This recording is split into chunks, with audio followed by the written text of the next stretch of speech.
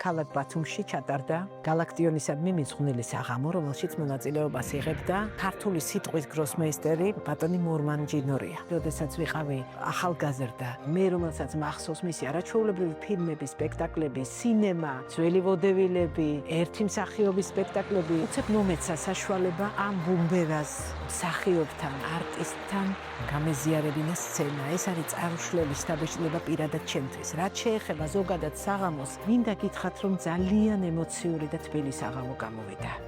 მოვიდა საოცრად გულწრფელი და დაინტერესებული მაყურებელი, რომელიც ძალიან აქტიურად ჩაერთო პროცესში. მთელ დარბაზთან ერთად შევასრულეთ ჩვენი უკვდავი სულიკო თბილისო. დარწმუნებული ვარ, რომ მაყურებელს აუცილებლად გაყვება ის ემოცია, გულწრფელობა, სიტყვა, ენერგია, რომელსაც ბატონი მურმანი ჩუქნიდა მაყურებელს. კიდევ მრავალი საინტერესო საღამოა დაგეგმილი, მაყურებელს ველოდებით ძალიან დიდი სიამოვნებით.